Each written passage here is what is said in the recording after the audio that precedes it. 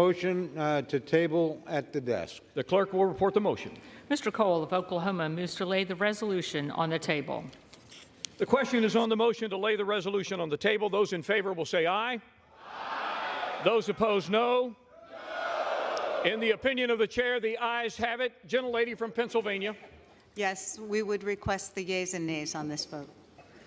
The yeas and nays are requested. Those favoring a vote by the yeas and nays will rise. Sufficient number having risen, the yeas and nays are ordered. Members will record their votes by electronic device. This is a 15-minute vote.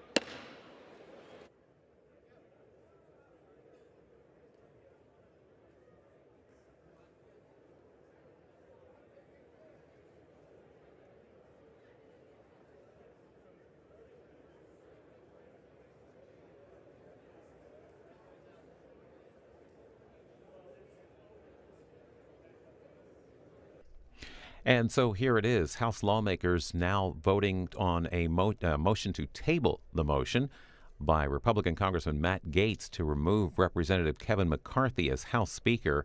Now, if that fails, the House would then debate and vote on Congressman Gaetz's motion to remove House Speaker McCarthy. That procedure, known as a motion to vacate, would require a simple majority. This is a 15-minute vote.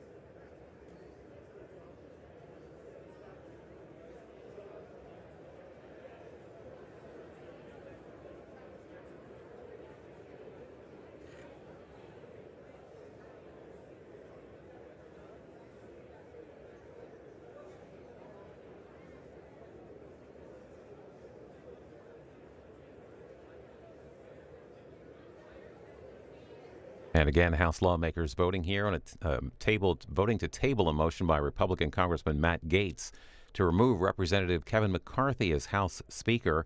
Right now, there are 10 Republicans voting. Actually, there are 11 Republicans voting no so far on the motion, including Andy Biggs, Ken Buck, Warren Davidson, Eli Crane, Bob Good, Tim Burchett, Victoria Spartz, Nancy Mace, Matt Rosendale, and Matt Gaetz. Now, if this fails, the House would then debate and vote on Congressman Gaetz' motion to remove House Speaker McCarthy. That procedure, known as a motion to vacate, would require a simple majority.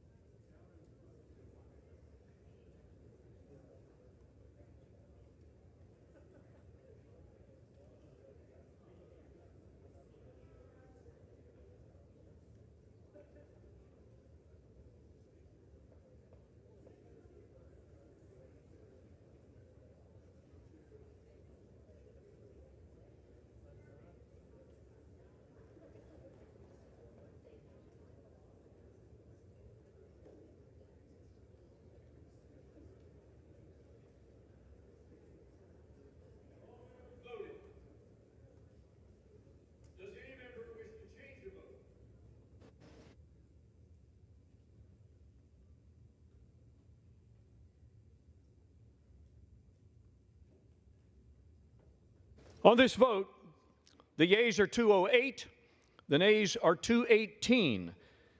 The motion is not adopted. Pursuant to Clause 2A2 of Rule 9, the gentleman from Florida, Mr. Gaetz, and the gentleman from Oklahoma, Mr. Cole, will each control 30 minutes. The chair recognizes the gentleman from Florida. Thank you, Mr. Speaker. I yield such time as he may consume to my colleague from Virginia, Mr. Good. Gentleman from Virginia, Mr. Good, is recognized for such time as he may consume. And before the gentleman speaks, may I remind my colleagues that all parties need to be heard. Would you please clear the well and clear the aisles? And any extraneous conversations need to be taken from the floor.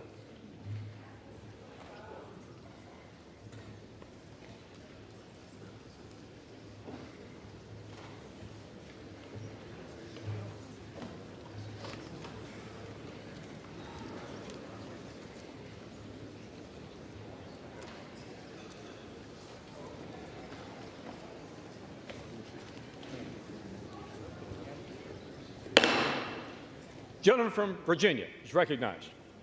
Thank you, Mr. Speaker. Like so many others, I deeply regret that we are here in what was a totally avoidable situation. I must take you back to January, however, which for many of us was about not repeating the failures of the past and letting Republican voters across the country down once again, when in the past, for many years, when Republicans have had majorities in this chamber, we have passed our major spending bills predominantly with Democrat votes, something the other side of the House has never and would never do with majority control. Back in January, I expressed my concern that the previous 2 years, during my first term here in this House, we had not used every tool at our disposal to fight against the harmful, radical Democrat agenda that is destroying the country, bankrupting the country, and under which the American people are suffering. But most in here wouldn't know that I helped persuade my 5 colleagues who comprised the remaining resistance in the wee morning hours of January 7 to switch our votes to present to let Mr. McCarthy become Speaker. And I went to him on this very floor to tell him that he was finally going to become Speaker on the next vote.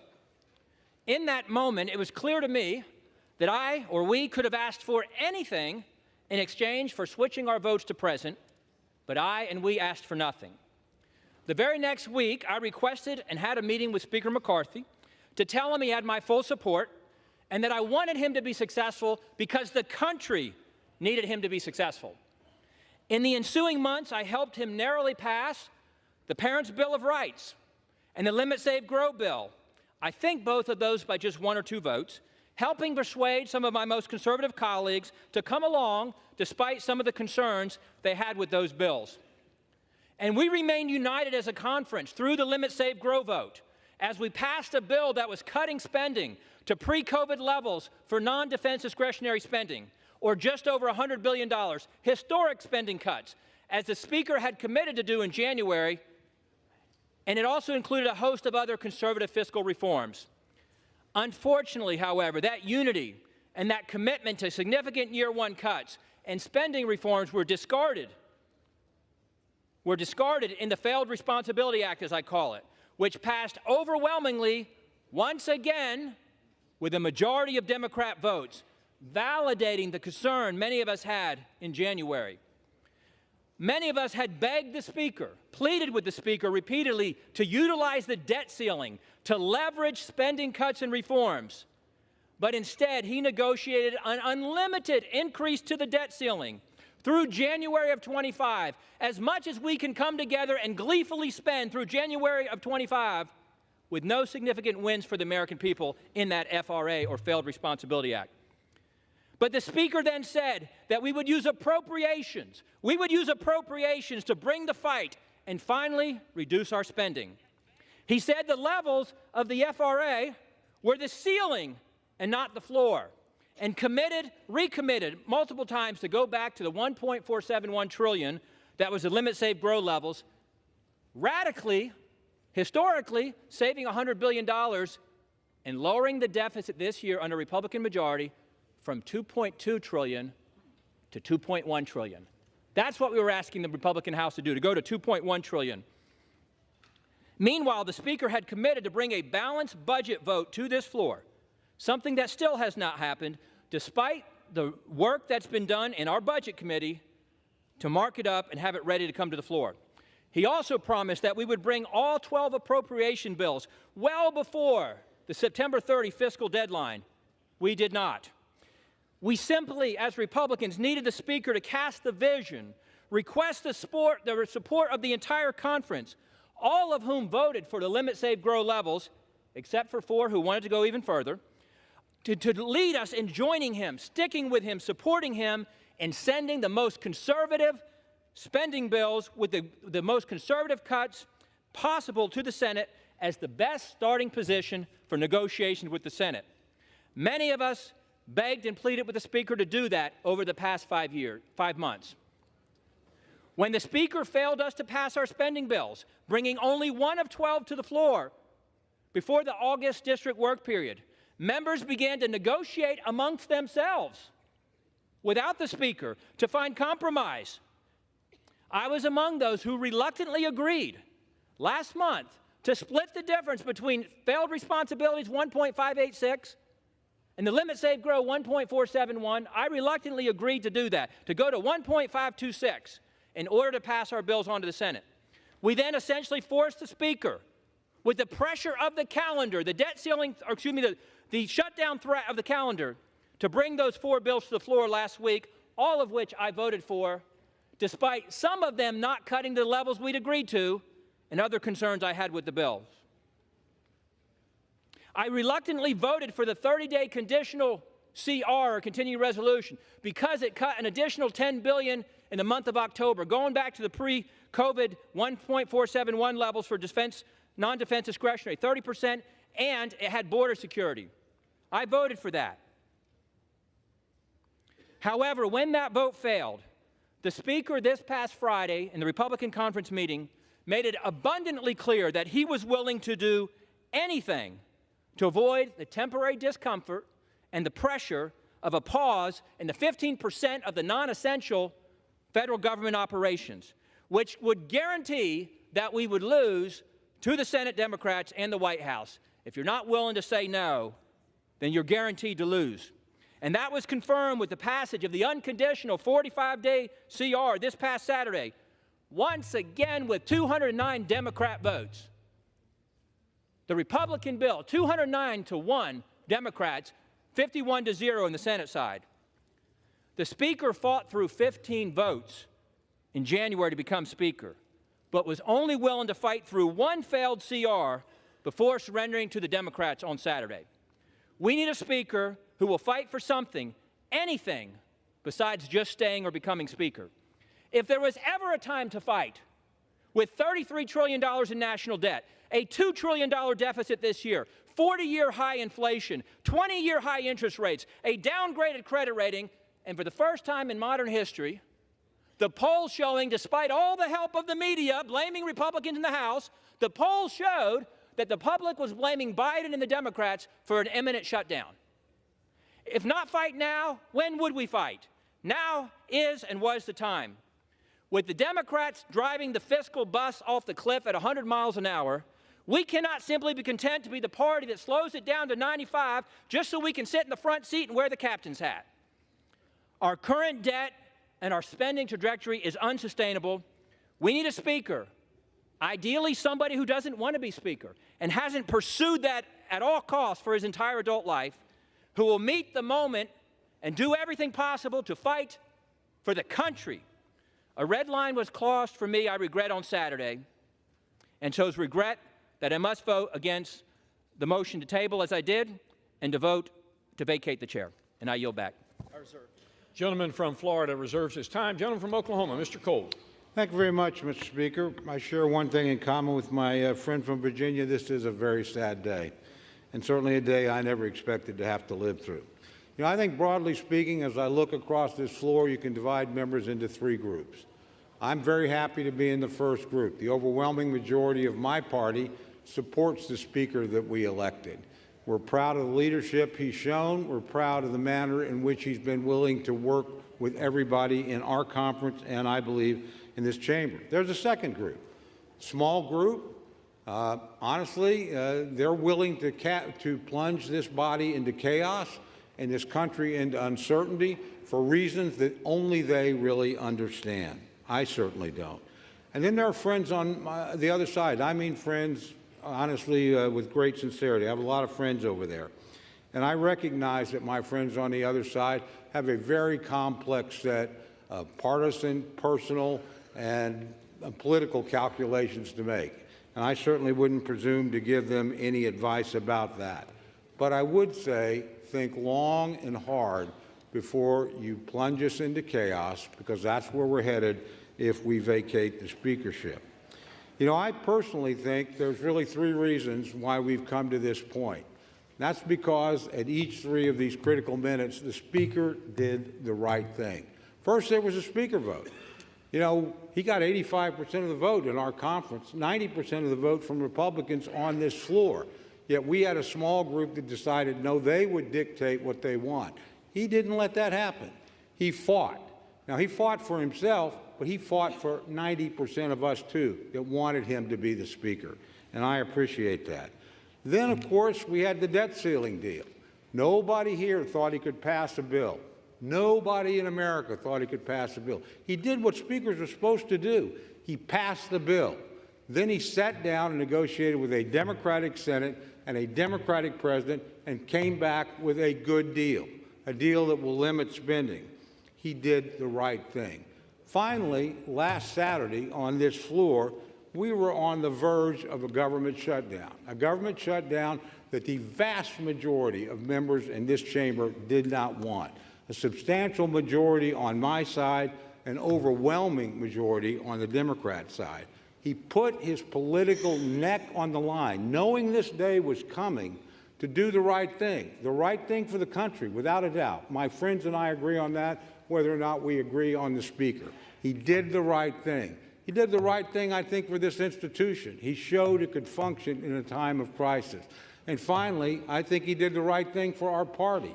He made sure that we could continue to negotiate and achieve some of the very objectives my friend from Virginia laid out, and achieve them in divided government, which calls for some degree of give and take. So I'm very proud of this Speaker. I'm very proud to stand behind him. Tomorrow morning, whether I win or lose, I'm going to be pretty proud of the people I fought with, and I'm going to be extraordinarily proud of the person I fought for, the Speaker of the House, Kevin McCarthy. And with that, I reserve the balance of my time.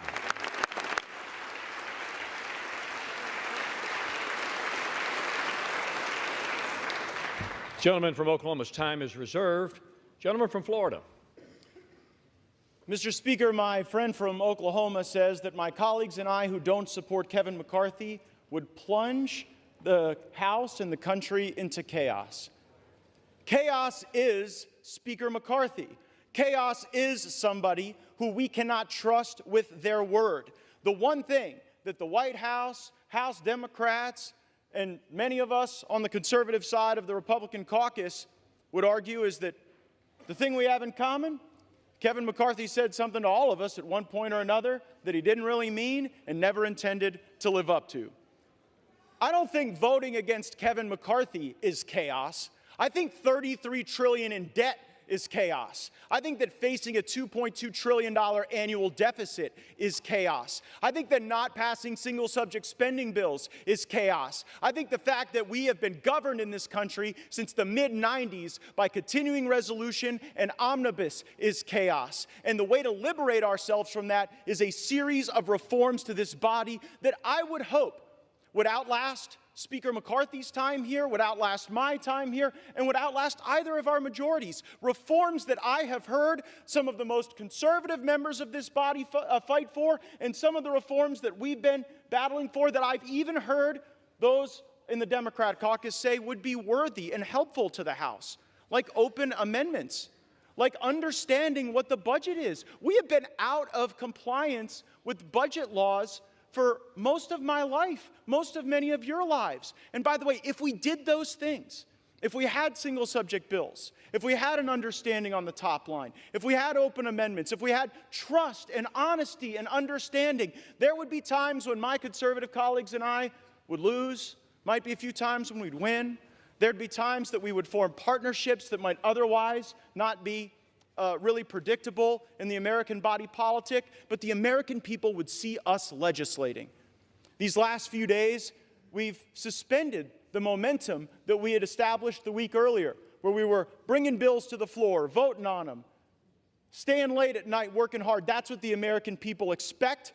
It's something Speaker McCarthy hasn't delivered, and that's why I've moved to vacate the chair. I reserve. Gentleman's time is reserved. Gentleman from Oklahoma, Mr. Cole.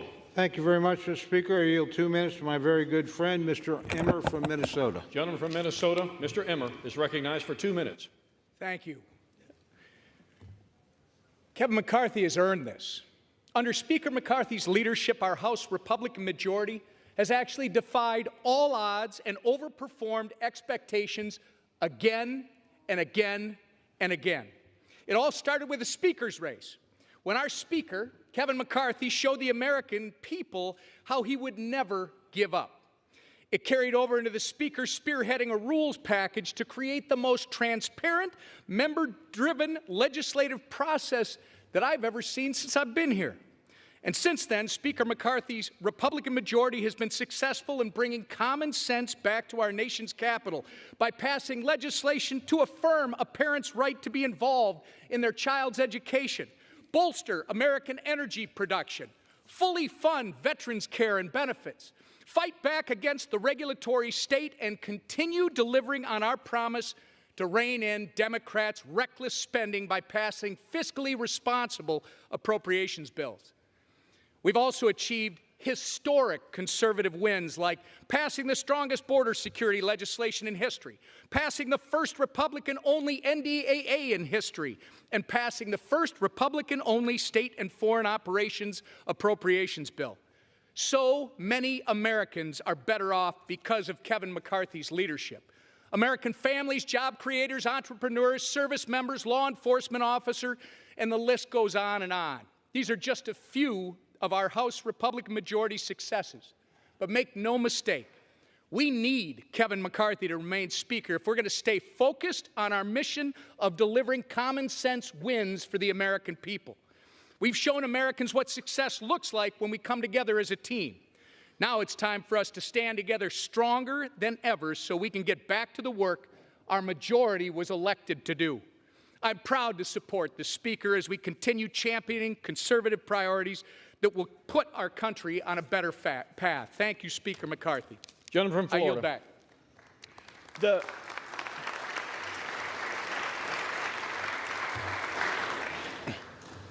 The opening line of my colleague's speech was that Speaker McCarthy always overperforms expectations, but after tweeting, "Bring it," and after engaging in profane-laced tirades at House conference, he just lost a motion to table. So I wouldn't necessarily consider that overperforming expectations. And time and again, I've heard my colleagues say that, well, he deserves it because he went through a tough speaker contest. Let me let everyone know, he prevailed in that speaker contest because he made an agreement to fulfill certain commitments to make this an open and honest process, and he has failed to meet those commitments, and that's why we are here. I reserve. Gentleman reserves his time. Gentleman from Oklahoma, Mr. Cole. Thank you very much, Mr. Speaker. I yield 3 minutes to my very good friend, Mr. Jordan of Ohio. Gentleman from Ohio is recognized for 3 minutes. I thank the gentleman for yielding. On January 3rd, we said the 118th Congress is about 3 things. Pass the bills that need passed, do the oversight work that needs to be done, and stop the inevitable omnibus that comes from the United States Senate right before the holidays. Kevin McCarthy has been rock solid on all 3. We have passed the bills we told the American people we would pass. 87,000 IRS agents, that bill passed. Parents' Bill of Rights, that bill passed. Energy legislation passed. Border security, immigration enforcement legislation, the strongest bill ever to pass the Congress, passed earlier this year. We have done what we told them we were going to do. We can't help it the Senate won't take up those good common sense bills. They'll have to answer to the American people come Election Day. Oversight. We have done the oversight that we're supposed to do. Because of our oversight, we know that parents were targeted by the Department of Justice. Because of our oversight, we know that 51 former intel officials misled the country weeks before the most important election we have. And because of our oversight, the Disinformation Governance Board at the Department of Homeland Security is gone. Because of our oversight, the memo attacking pro-life Catholics has been rescinded. Because of our oversight, unannounced visits to Americans' home by the Internal Revenue Service has stopped. That happened under Speaker McCarthy. And on the third one, on this side of it, we know there's a big old ugly bill coming at the end of the year, all kinds of spending, all kinds of garbage in it. We're still in that fight. Frankly, to Matt's point, we don't know how that one's going to shake out. But we do know this. We do know this. On Saturday, we didn't take the Senate's bill. They tried to send over and shove it down our throats on Saturday. We didn't take that bill. And it was a tough position he was in. There were 5 options on the table last week. Option 1 was to send a long-term CR over there that would have leveraged the 1% cut, something a bunch of us voted for, both parties. Couldn't get the votes for that one. Second option was to focus on the one issue the country now is completely focused on, the border issue. We couldn't get the votes for that one either. But when the Senate tried to send us that bill, he said no to it. I think the Speaker has kept his word. I know my colleagues and friends are saying different. I think he has kept his word on those 3 things that we talked about on January 3rd, and frankly, that entire week. He has kept his word. I think we should keep him as Speaker. I yield back.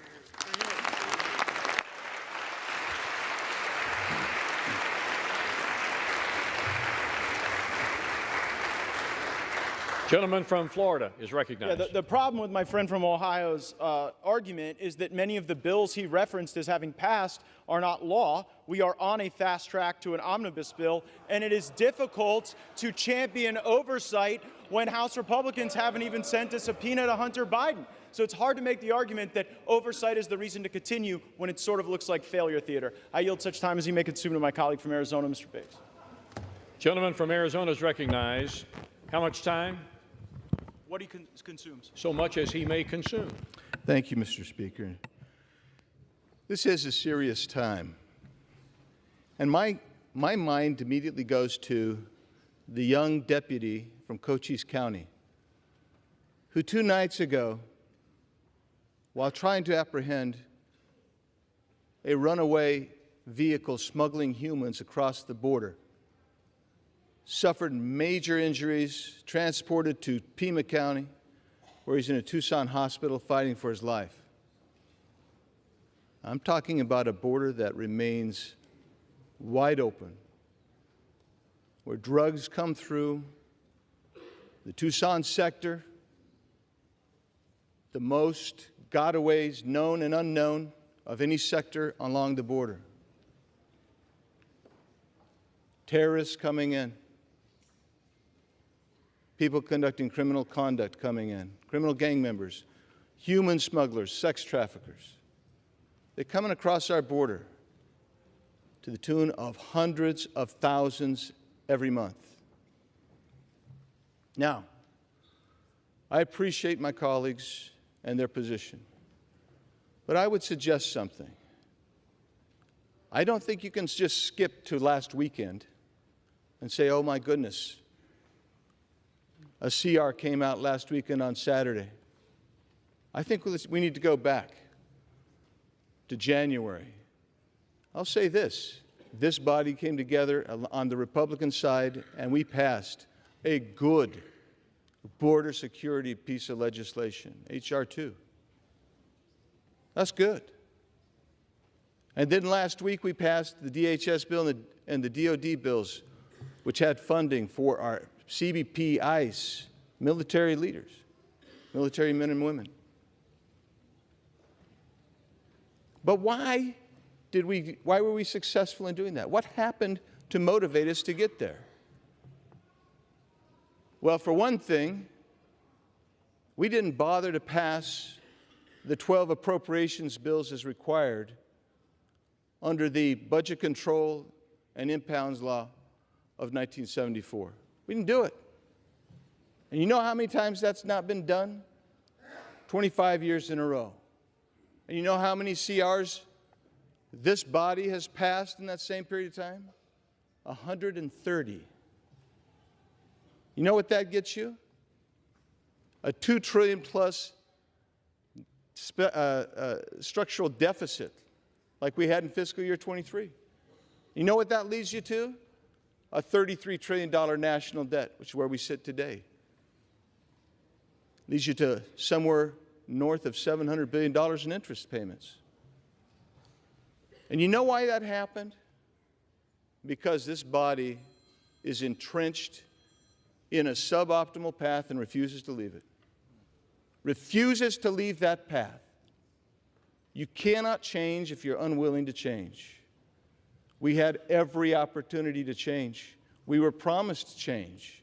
We were promised we were going to go ahead and we were going to get those 12 bills done. And if we got those 12 bills done, do you know why you do 12 bills? Because it allows you to reduce spending, get rid of wasteful, duplicative programs. It allows you to set an agenda to restore fiscal sanity. We chose to not do it again. We were promised we'd do it.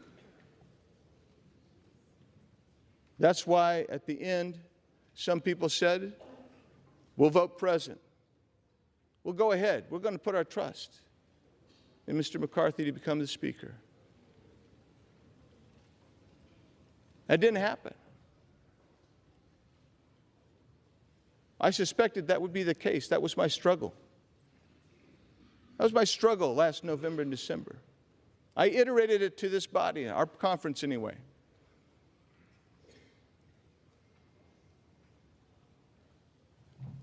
When we got to the debt ceiling, again, that seemed to spring upon everybody like a surprise. And when that happened, I was in there for some of those negotiations on where that number would be. And I was astonished how that $1.5 trillion number was negotiated. Unbelievable. Unbelievable. But I will tell you this. To his credit, the Speaker told us one thing that I believe to be true. He said that's basically the ante in a poker game. He can sit down at the table. And I told my colleagues who supported that $1.5 trillion in 8 months that you're willing to raise the debt ceiling, that's the opening marker. And indeed it was. And now projections are many $1 trillion above that. Yes, I think it's time to make a change. I'm not the only one. And it's somber. Thus it is somber. But what have we failed to accomplish? Why didn't we get this stuff done? When we're campaigning, we're talking about an extension of the debt ceiling to January of 2025. We're talking about additional Ukraine funding. Is that going to be, maybe that's good in your districts. Maybe it's not. But that money's not offset. We're not paying for it. We haven't designated how we're going to pay for that. The same with the disaster package.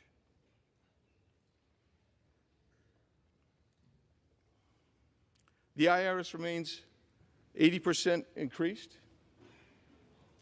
And I would tell you, I could go down the list, but I will just tell you why this happens. When you don't do your 12 budget bills, and you rely ultimately on a CR, and I'll get to the calendar in a second, what happens is you cannot leverage this administration to actually enforce the border laws that you need to have enforced. This is a lawless Biden regime. They will not enforce border laws. And we can pass them till we're blue in the face. But until you leverage the budget and the spending, you will not see enforcement by this administration. So now take a look at the calendar that we were just provided last week. We're supposed to finish by November 3rd our 12 bills. By November 17th, that's when we're supposed to see that the conference committees have come together, both sides, and we've resolved this. I don't believe that that's going to happen. It wasn't going to happen before. You were betting on the come again. At some point, I'd urge you to stop betting on the come and bet on the reality. That's why I can't support the Speaker any longer. I'll be voting for the motion to vacate. Yield back. Reserve. Gentleman yields back his time. Gentleman from Florida. Reserves. Reserves. Members are advised to direct your comments to the chair, please. Gentleman from Oklahoma. Thank you, Mr. Speaker. Mr. Speaker, I yield 2 minutes to my very good friend from Arkansas, Mr. Westerman. Gentleman from Arkansas, Mr. Westerman, is recognized for 2 minutes. Selah, S-E-L-A-H, Selah. This unique word scattered throughout the Psalms signals to the reader to pause, reflect, consider, and maybe take a deep breath before moving on. Psalmists use Selah to emphasize the significance of a statement. For example, King David wrote, "Blessed be the Lord who daily bears our burden, the God who is our salvation." Selah. That is a profound statement with huge implications. It deserves more than a cursory consideration. Within the next hour, this House will vote yea or nay to vacate the Speaker's chair, a profound action with huge implications. This was last tried in 1910. Joseph Cannon won the vote. 113 years later, my office is in the Cannon Office Building, and Uncle Joe Cannon's statue sits just outside this chamber. No living human has taken the vote we're about to take. It deserves that we pause, we reflect, that we consider deeply the ramification of our actions. To my fellow Republicans who would consider voting yes to removing our Republican Speaker, please pause and ask yourself 2 questions. Will your yes vote make America stronger? Will your yes vote strengthen conservative policies? If you believe yes is the right vote, please stand before this body and the American people and articulate your plan. Not your grievances or your wishes, your plan. Convince the mass majority of the Republican conference that strongly disagrees with you to follow you. If you cannot do that, which you have failed to do so far, then voting yes is at the least a disruptive overreaction. In reality, it's selfish, bad for conservative policies, and bad for America. That's why I strongly support Speaker Kevin McCarthy, and why, without hesitation or reservation, I will vote no on this disastrous resolution. I yield back.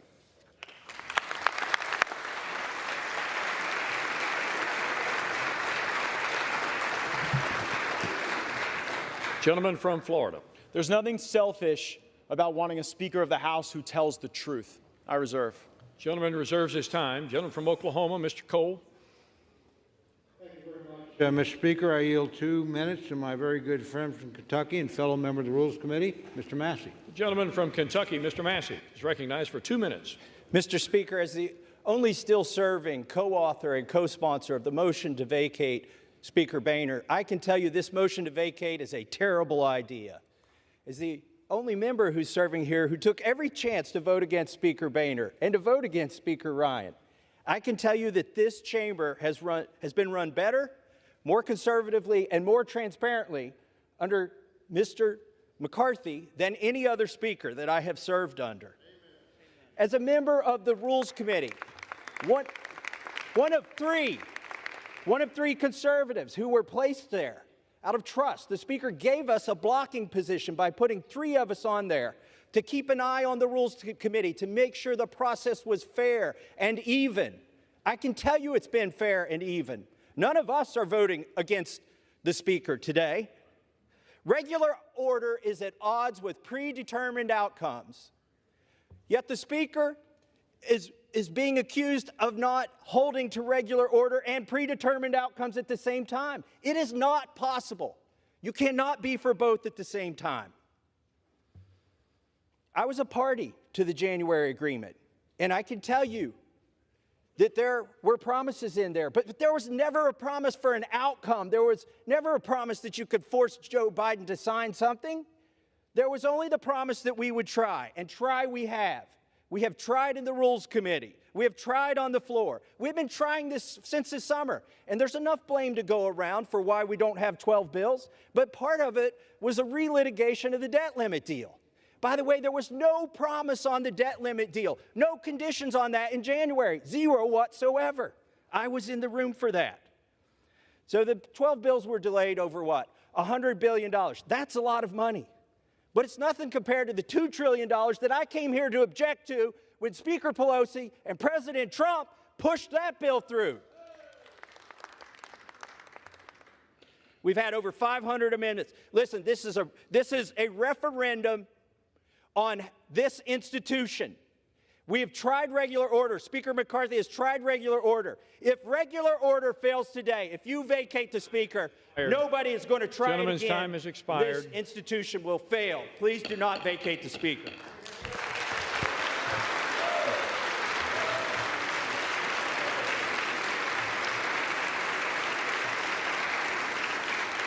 Gentleman from Florida. I reserve. Gentleman from Florida reserves his time. Gentleman from Oklahoma, Mr. Cole. Thank you very much, Mr. Speaker. I yield 2 minutes to my very good friend from California, Mr. McClintock. Gentleman from California, Mr. McClintock, is recognized for 2 minutes. Mr. Speaker, if there was ever a time for sobriety, wisdom, and caution in this House, it is right now. If this motion carries, the House will be paralyzed. We can expect week after week of fruitless ballots while no other business can be conducted. The Democrats will revel in Republican dysfunction, and the public will rightly be repulsed. It'll end when the Democrats are able to enlist a rump caucus of Republicans to join a coalition to end the impasse. This House will shift dramatically to the left and will effectively end Republican House majority that the voters elected in 2022. And this, in turn, will neutralize the only counterweight in our elected government to the woke left's control of the Senate and the White House at a time when their policies are destroying our economy and have opened our borders to invasion. There are turning points in history whose significance is only realized by the events that they unleash. This is one of those times. We are at the precipice. There are only minutes left to come to our senses and realize the grave danger our country is in at this moment. Dear God, grant us the wisdom to see it and to save our country from it.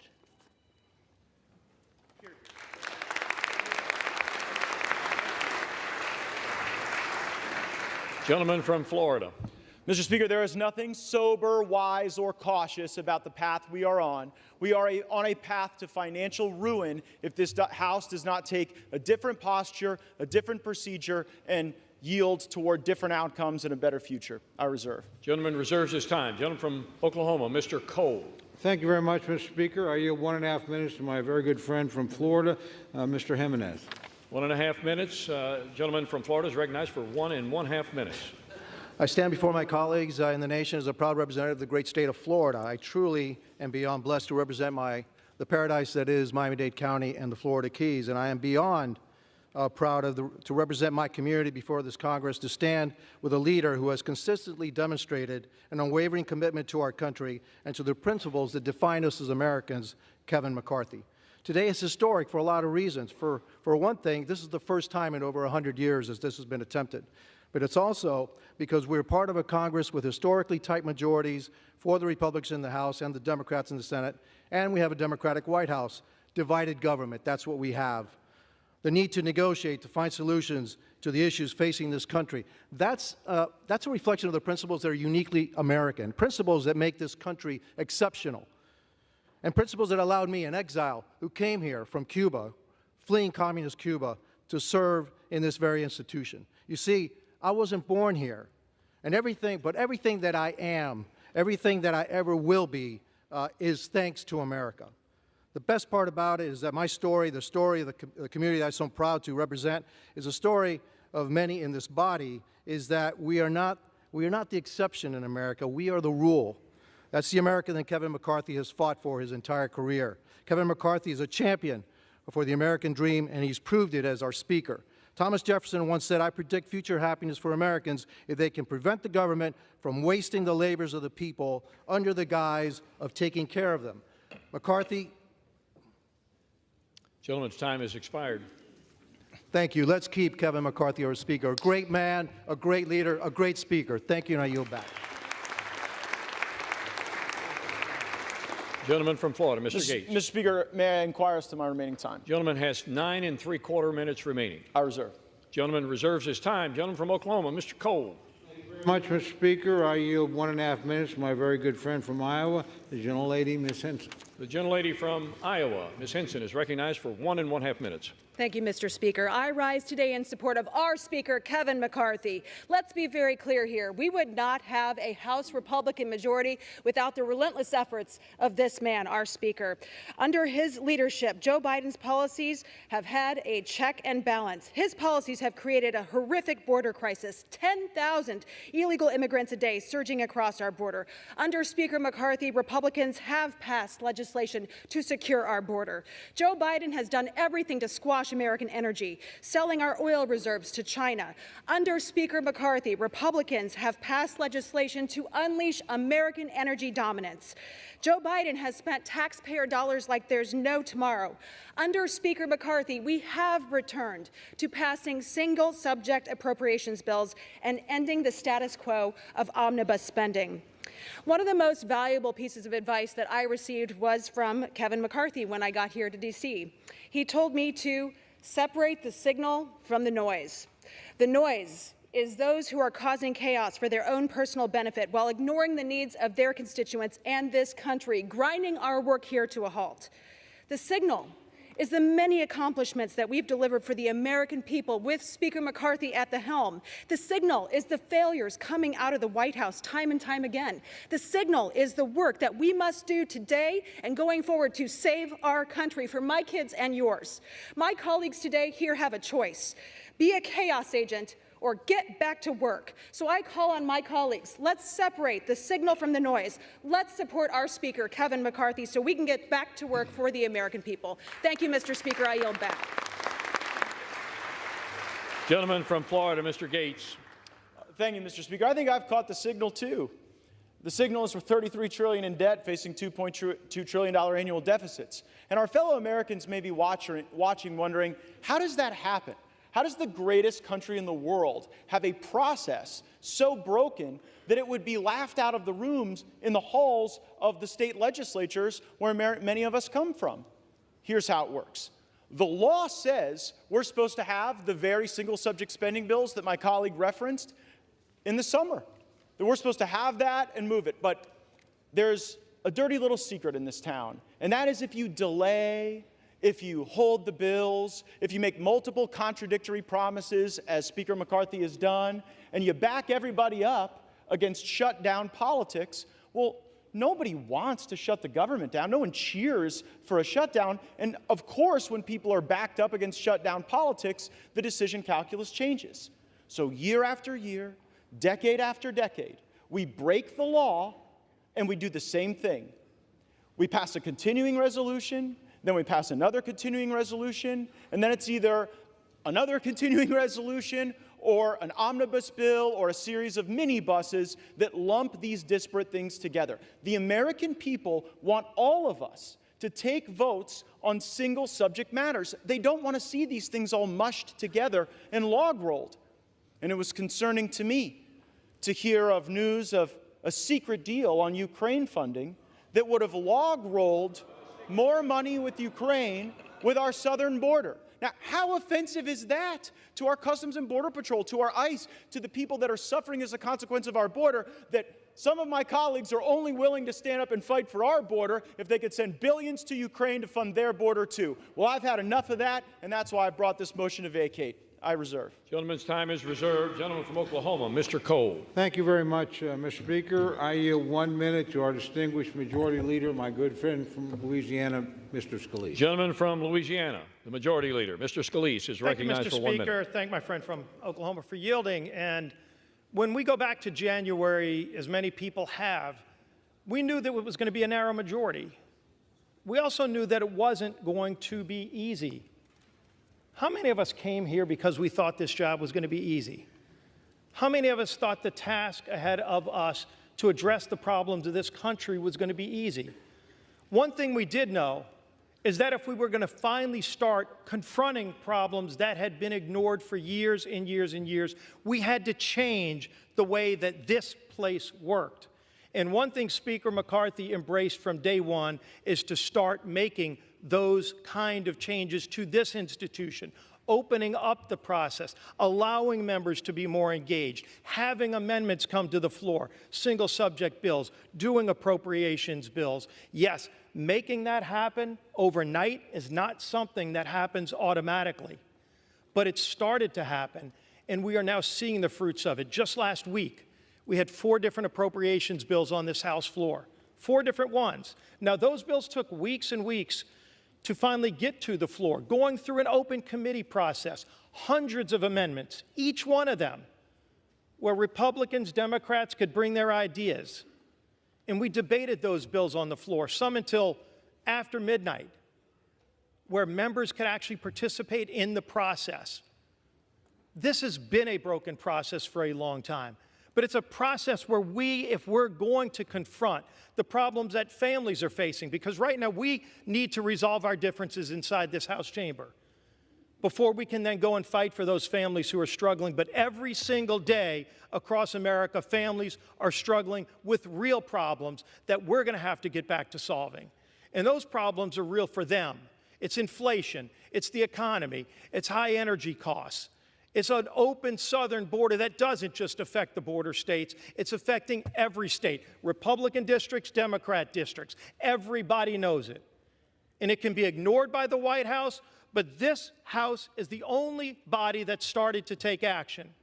When we, with H.R. 2, and then with the border bill last week, and with the action we took last week, over 70% of government funding passed out of the House. However, everybody voted. Republican or Democrat, this House passed funding for over 70% of the federal government's operation, and it's sitting over in the Senate where they've passed zero. And we're going to beat up each other and talk about our internal processes, and we need to get our internal processes working better. But you know what? So does that other body over there, and so does the White House. Everybody in this town needs to be engaged in addressing these problems. But if we don't start here, and if we don't focus these next 45 days, because that's what we've got in front of us. We've got 2 bills this week. We've got 2 more appropriations bills next week. And if we're going to be confronting those, we've got to stay focused on our mission. What the other side does, let's continue to put pressure on them. But we also need to put pressure on ourselves to do our job. And Speaker McCarthy's been leading at the top of the level to make sure that we have the tools to do our jobs in a different way than the House has done it before. This House is going to have to continue to make those changes. But the American people sent us here to confront those problems. We're finally starting to. This isn't the time to slow that process down. We need to keep doing our work. We need to keep fighting for those families who are struggling. But so does the Senate, and so does the White House as well. Let's keep doing this work that we were sent here to do. I yield back.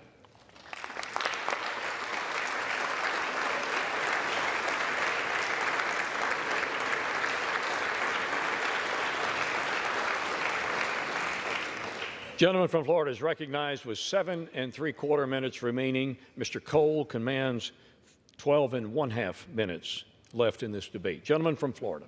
I agree with everything that the majority leader said in those remarks, except one thing.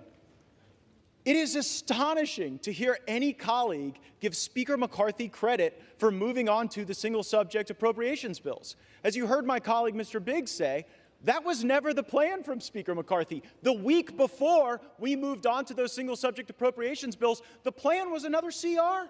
He pitched a CR. They tried to get us to vote for a CR, and only when a brave few said, we are done governing by continuing resolution. We are here to eulogize the era of continuing resolution. We will not do it. We will not pass it. These bills can go. The spending may rise and fall as the years pass. But the notion that we're going to lump in the Department of Education and the Department of Labor with our military and our troops and our Border Patrol is fundamentally unserious, and I would suggest chaotic.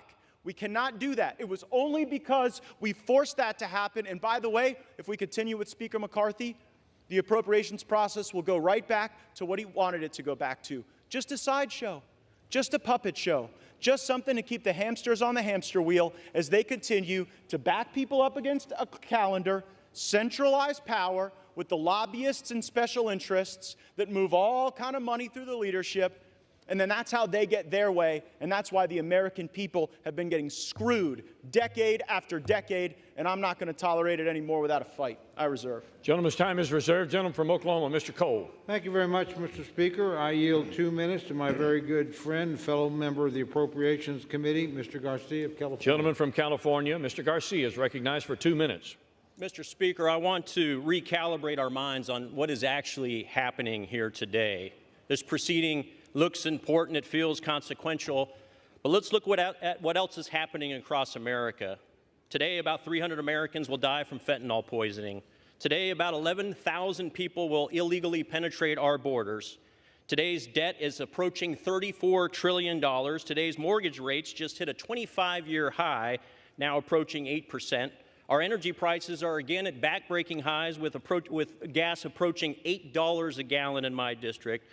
Today, China and the CCP grow stronger with an intent to go to war by 2027, and our military is experiencing record low retention and record low recruitment. This is the reality of today for 335 million Americans under President Joe Biden. It's a dark and scary reality. This Republican majority here today in the House is the only firewall against the damaging far-left policies of the Biden administration. The single-subject appropriation bills that we were supposed to be voting on this week will literally fight to reverse the darkness of these realities and fight inflation, cut spending, secure our border while enhancing our nation's security and investing in our soldiers at a meaningful level. But today, this body filled with people in fancy suits, led by a few Republicans who are running with scissors and supported by Democrats, who have personal issues with the Speaker, have uncertain intentions and even more uncertain goals, and they've decided to make today about drama. Not about solving problems and helping our constituents, but about drama. We need to be the no-drama option for America, this party, this majority, and I fear that this self-inflicted drama of today jeopardizes our majority and by definition removes the last layer of defense protecting America from this Biden administration. Let's dispense with the drama, do our jobs, and move on with defending this beautiful country. I yield back.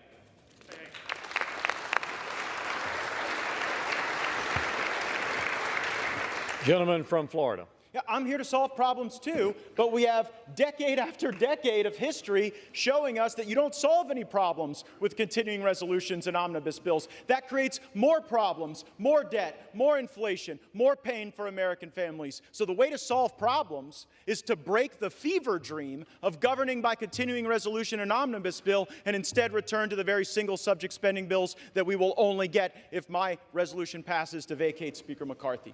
I reserve. Gentleman reserves his time. Gentleman from Oklahoma, Mr. Cole. Thank you very much, Mr. Speaker. I yield 2 minutes to my very good friend from North Carolina, Mr. McHenry. Gentleman from North Carolina, Mr. McHenry, is recognized for 2 minutes. Thank you, Mr. Speaker. Every step of the way, Speaker McCarthy has been doubted. After the first Speaker vote, he was mocked, right? And after 15, they called him Speaker. And even then, it was the media and the left that mocked him. With the narrowest Republican majority in a generation, what did we achieve? We brought the president to the table when he stubbornly said for 100 days they would not negotiate on the debt ceiling. I took him at his word. The Speaker said, no, we'll get him to the table. And sure enough, we did. The result? The most conservative spending package we've seen in generations, the largest spending cuts year over year that any Congress has passed. Conservative outcomes. So I understand your position on the left. I understand that. But my friends on the right, why? And then this past weekend, so I understand the frustration on the left at what happened on the continuing resolution. But why would we have conservatives object to that? Why will we have House members object to that? We rolled the Senate. We never roll the Senate as a House. Moreover, we never roll the Senate to get less spending, and we got it this weekend. So I understand why the left is mad. What I don't understand is why some Republicans think that that's a bad thing. The frustration for me today, I understand where the liberals are. I know you support the constitutional order, except in a moment like this when you are questioned on that. I understand that. You can't be counted on in a moment like this with the state of the speakership. But for Republicans, why will we give up a conservative working majority for better outcomes and hand the keys over to the Democrats? Why would we do that? And furthermore, with this record of success that we've seen Kevin McCarthy and a Republican majority produce in a Washington run by Democrats, we're going to throw that away, resulting in more liberal outcomes, not more conservative ones. So I understand why the left is where you are today. You don't like an effective conservative majority, and I don't blame you. But on the right, gentleman's time has expired. Gentleman from Florida. It is lovely to hear from the principal architect of Mr. McCarthy's debt limit deal, but here's the reality. The only Republicans in America who believe that the debt limit deal was conservative are in this chamber right now. Because all over America, Republicans think that when you negotiated that debt limit deal, they took your lunch money. I reserve. Gentleman reserves his time. Gentleman from Oklahoma, Mr. Cole. Thank you very much, Mr. Speaker. I yield 1.5 minutes to my very good friend from my home state, gentlelady Ms. Bice. Gentlelady from Oklahoma, Ms. Bice, is recognized for 1.5 minutes. Thank you, Mr. Speaker. I rise today in support of Speaker Kevin McCarthy. Under his leadership and a very small 5-seat majority, House Republicans have achieved, contrary to popular belief, numerous victories. We passed the Parents' Bill of Rights, the Lower Energy Costs Act to lower the cost of gasoline and restore American energy independence, the Fiscal Responsibility Act, which was one of the largest enacted cuts with enforceable spending caps in American history, and H.R. 2, the most conservative southern border security bill in history. All of this while fully funding our military and our nation's veterans. Let me be abundantly clear. Attempting to remove Speaker McCarthy will put this House in a stalemate and paralyze our ability to fight for our constituents and instead create a fight amongst one another. We have 43 days to restore fiscal responsibility and advance conservative appropriations priorities, which is exactly what my colleagues have asked for. Instead, we are threatening any House proceedings. This is an unnecessary distraction. Working together under the leadership of Speaker McCarthy is of the utmost importance. I stand and strongly support Kevin McCarthy for Speaker of the House, and I encourage my Republican colleagues to do the same. Thank you, and I yield. Mr. Cole continues to reserve his time. He has 7 minutes remaining. Mr. Gates controls 5 1/2 in this 1-hour debate. The gentleman from Florida is recognized. I'll reserve. Gentleman reserves. Gentleman from Oklahoma, Mr. Cole. Thank you very much, Mr. Speaker. I yield 2 minutes to my very good friend and our distinguished conference leader, Ms. Stefanik of New York. The gentlelady from New York, Ms. Stefanik, is recognized for 2 minutes. Anyone and everyone who knows Kevin McCarthy, whether they are friend or foe, knows that Kevin McCarthy is a happy warrior. He is tireless. He has that uniquely American grit. Under Kevin's speakership that lasted 15 rounds of him never giving up, this Republican majority has exceeded all expectations. We reopened the People's House. We passed the strongest border security bill in our nation's history. We passed an energy plan to unleash American energy dominance. We passed defense bills to support our troops. Under Kevin's leadership, he's brought hundreds and hundreds of bipartisan members of Congress to Israel, our greatest ally. He elected the most diverse class of Republicans ever, with the largest number of Republican women ever in American history. This boy from Bakersfield, he cares deeply about his constituents, his country, and the American people. And that includes each and every one of his colleagues. He's been to our districts, Gentlelady will toasted at our suspend. weddings, celebrated the birth of our children, and has cheered us when we haven't believed in ourselves, which is why the Republicans strongly support Speaker McCarthy and are proud he is our Speaker. And I yield back.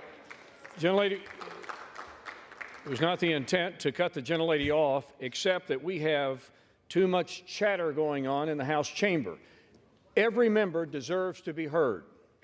So if you have private conversations you need to have, please take them from the floor.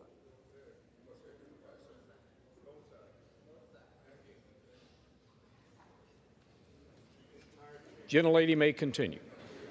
As I have said, this Speaker has been to our districts. He has toasted at our weddings. He has celebrated the birth of our children, mourned the loss of our loved ones.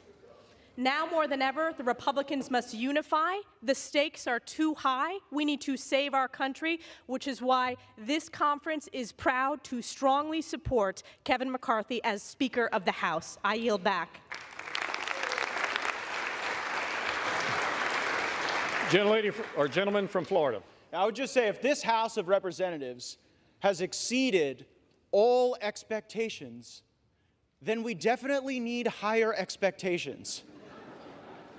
And while it's heartwarming and kind that the Speaker calls people on their birthday and visits their district and congratulates them on their children, please know this isn't a critique of the individual, it's a critique of the job. The job hasn't been done. We've had multiple contradictory promises, and it's just quite something. For those of you keeping track at home, the last 3 speakers you've heard opposing my resolution all voted for the debt deal. So, like, if you believe that the debt limit deal that Speaker McCarthy brought into law was a good thing, maybe you agree with their perspective. I think the debt limit deal was a terrible deal, and that's one of the reasons. It really was the original sin of the McCarthy speakership, and it's one of the reasons I seek to vacate the chair now. I reserve. Gentleman, time is reserved. Gentleman from Oklahoma, Mr. Cole. Thank you very much, Mr. Speaker. I yield 2 minutes to my very good friend from the great state of Louisiana, Mr. Graves. Gentleman from Louisiana, Mr. Graves, is recognized for 2 minutes. Thank you, Mr. Speaker. I want to thank the gentleman from Oklahoma for yielding.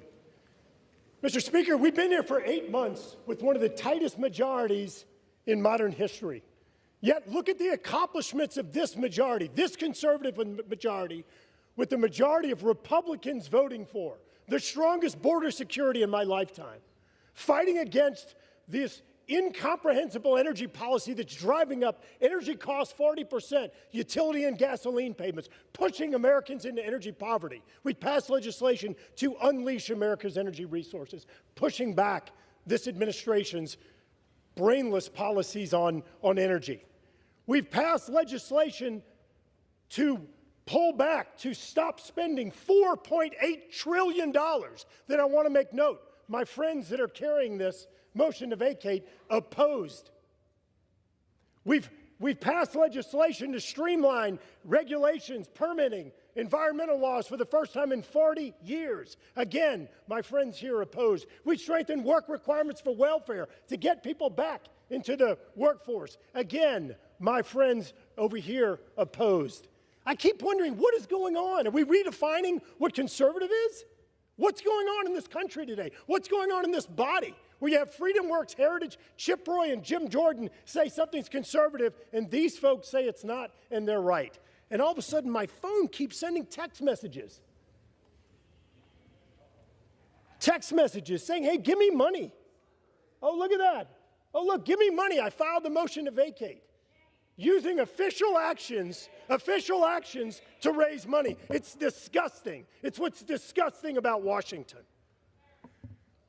Mr. Speaker, we've watched as these folks right here that have brought up this motion to vacate have refused to pay our military service members, refused to pay them. I want to quote my delegation member, my senator from Louisiana, John Kennedy.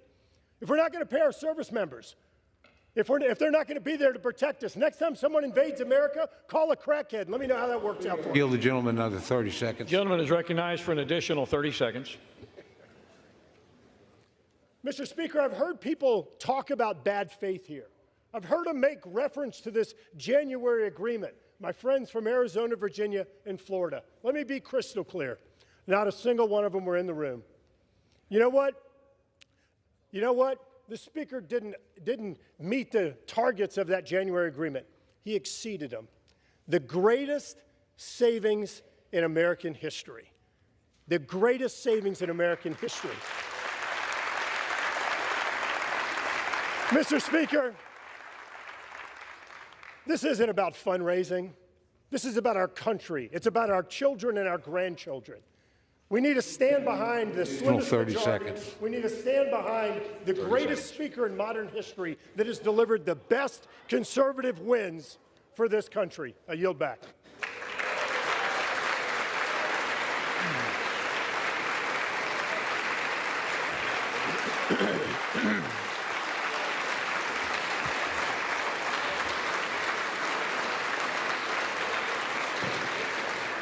The gentleman from Florida.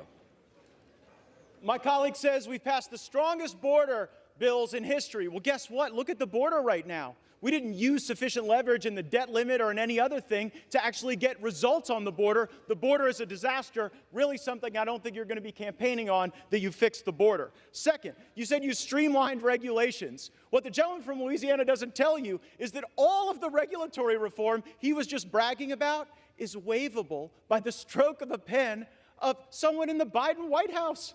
Do you really think you've got anything for that? It's a total joke. And then finally, the welfare to work that the gentleman from Louisiana said we got. The welfare programs that they said that they streamlined with their welfare to work stuff, they're actually going to grow. Because while they did work requirements, they blew out those programs with expanded eligibility. I'm real glad you guys didn't put work requirements on Medicaid. It probably would have resulted in Medicaid expansion. And when it comes to how those raise money, I take no lecture on asking patriotic Americans to weigh in and contribute to this fight from those who would grovel and bend knee for the lobbyists and special interests who own our leadership, who have, oh, boo all you want, who have hollowed out this town and have borrowed against the future of our future generations. I'll be happy to fund my political operation through the work of hardworking Americans, $10 and $20 and $30 at a time, and you all keep showing up at the lobbyist fundraisers and see how that goes for you. I reserve.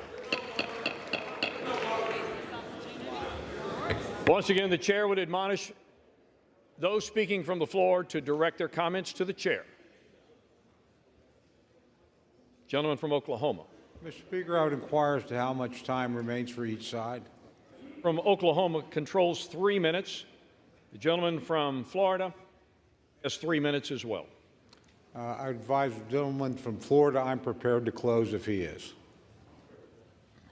Mr. Speaker, I yield the balance of my time to my great friend from North Dakota, Mr. Armstrong. Gentleman from North Dakota, Mr. Armstrong, is recognized with the remaining 3 minutes. Thank you, Mr. Speaker. Let's be clear why we're here.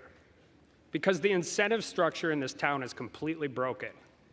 We no longer value loyalty, integrity, competence, or collaboration. Instead, we have descended to a place where clicks, TV hits, and the never-ending quest for the most mediocre taste of celebrity drives decisions and encourages juvenile behavior that is so far beneath this esteemed body.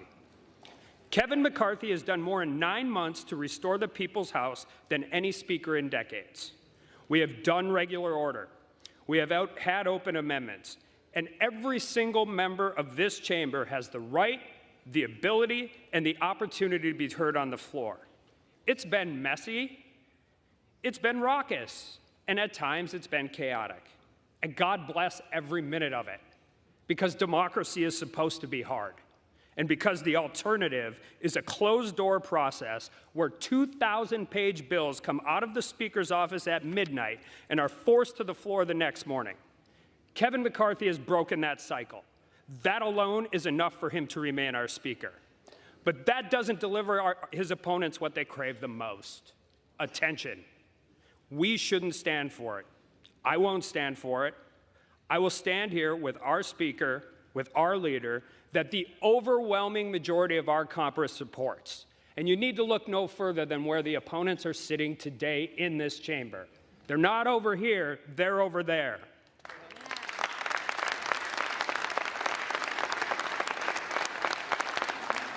So we're going to face these challenges together, and I say bring whatever comes next, because we believe in the job you have done, Mr. Speaker. We believe in your vision.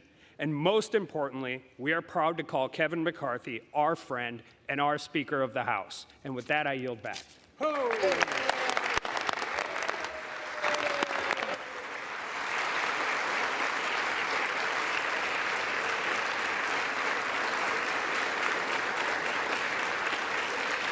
Gentleman yields back his time. The gentleman from Florida is recognized with 3 minutes remaining. To be clear, I tried to get one of the 3 podiums on the Republican side, and y'all wouldn't let me have them, so you sent me over here. But you know what? I'll make this argument at any desk in this building, from the well, from the chair. I'll make it on every street corner in this country that Washington must change. We have to break the cycle. We have to break the fever. And I would hope, truly, that the reforms that we are fighting for are reforms that would last and be embraced and that would democratize power in this institution beyond the privileged few who back us up against shutdown politics and Christmases and deadlines in order to achieve their objectives. Mr. Speaker, high inflation is on the verge of bankrupting American families. Our economy is breaking in half. A typical American family can't afford to buy a house in 99% of U.S. counties. Inflation is stealing more than $700 a month from working Americans, nearly $9,000 a year. Kevin McCarthy is the Speaker of the House of Representatives, and he has failed to take a stand where it matters. So if he won't, I will. I make no apologies for defending the right of every hardworking American to afford a decent life for themselves and their families, and we have a greater opportunity to do that and to build coalitions under new leadership. We have to rip off the Band-Aid. We have to get back on a better course. And Mr. Speaker, I don't know how this vote's going to go. Usually when a vote comes to this floor, it's pretty predetermined. And this one, I'm not so sure. But I am sure that we've made the right argument, that this place deserves single subject spending bills, that we should have 72 hours to read a bill, that something that spends more than $100 million shouldn't be put on the suspension agenda such that we can't amend it, and there shouldn't be secret side deals made on a continuing resolution to lump Ukraine in with border security. That is not right for Ukraine or border security because it fails to give either of those issues the dignity that they would require. But we can return that dignity to this House. We can get back on a better path. We can have single subject appropriations bills. We can set a budget top line. We haven't had a budget in this place since I was in high school. So let's get a budget. Let's get our act together. Let's get on with it. Let's vacate the chair. And let's get a better speaker. I yield back. Gentleman yields back his time. All time for debate has expired. Without objection, the previous question is ordered on the resolution. The question is on adoption of the resolution. Those in favor say aye. Aye. Those opposed, no. No.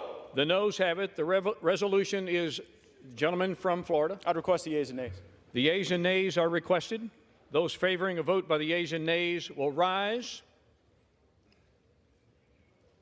A sufficient number having risen, the yeas and nays are ordered. Pursuant to Clause 3 of Rule 20, the chair directs the clerk to conduct the vote by a call of the roll. The clerk will call the roll alphabetically by surname.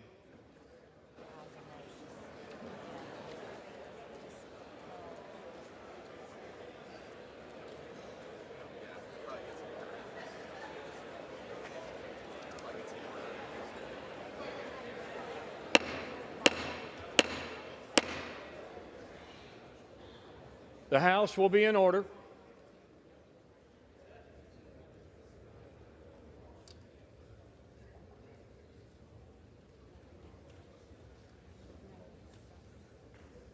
The clerk may call the roll. Adams. Yay.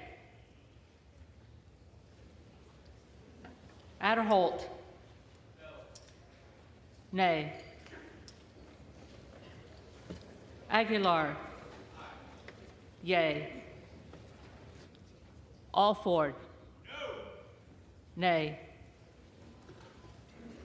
Allen. No. Nay. Allred. Yay. Amadei. No. Nay. Armstrong.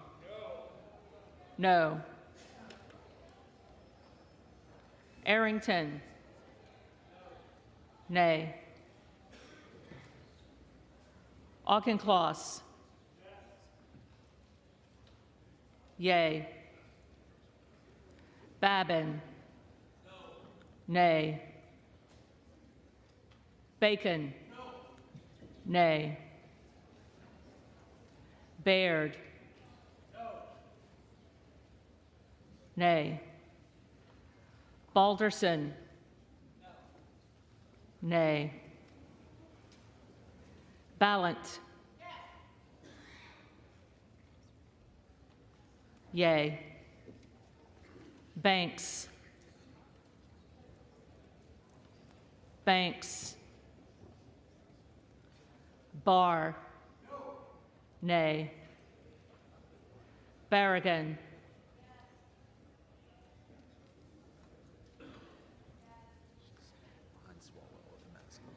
Barragan. Yay. Bean of Florida. No. Nay. Beatty. Yes.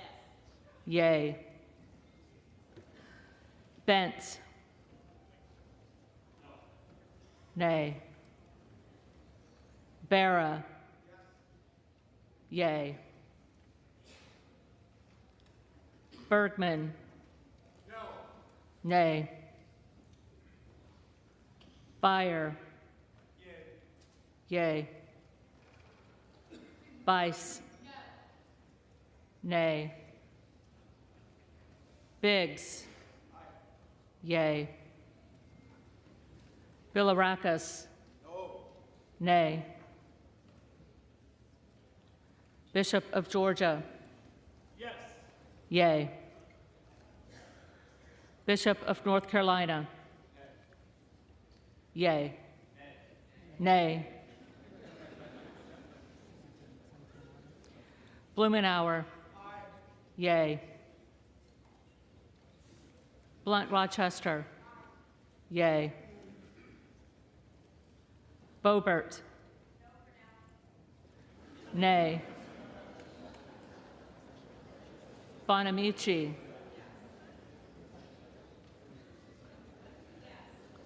Yay. Bost.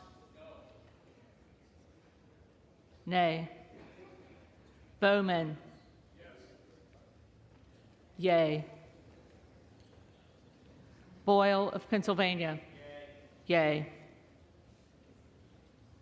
Burkine. Nay. Brown. Yay. Brownlee. Yay. Buchanan. Nay. Buck. Yay. Bouchon. No. Bazinski. Yay. Burchett. Yay. Burgess. Nay. Burleson. Nay. Bush. Bush. Calvert. Nay. Kamek. Kamek. Caraveo. Yay. Carbajal. Yay. Cardenas. Yay. Carey. Nay. Carl. Nay. Carson. Yay. Carter of Georgia. Nay. Carter of Louisiana. Yay. Carter of Texas. Carter of Texas. Cartwright. Yay. Kassar. Yay.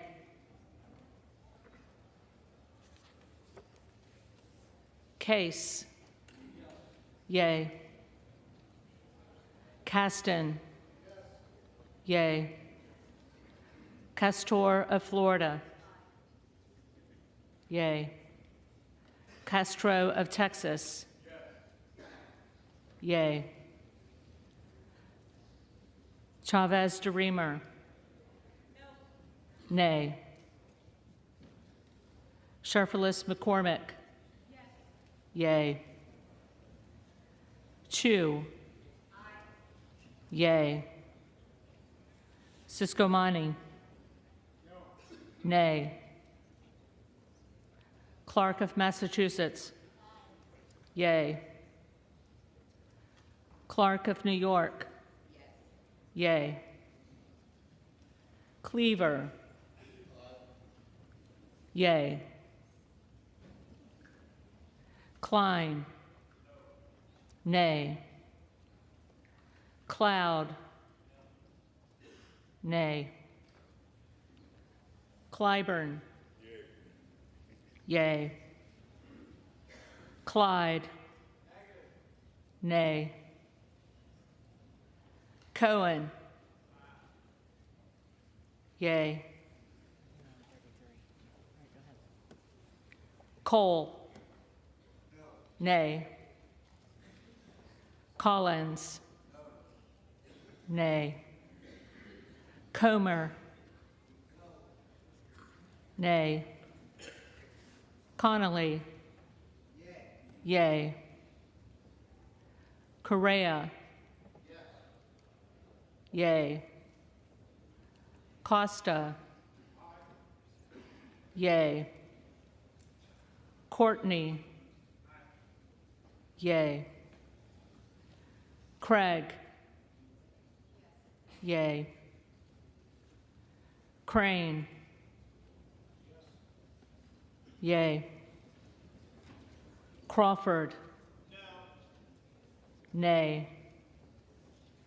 Crenshaw.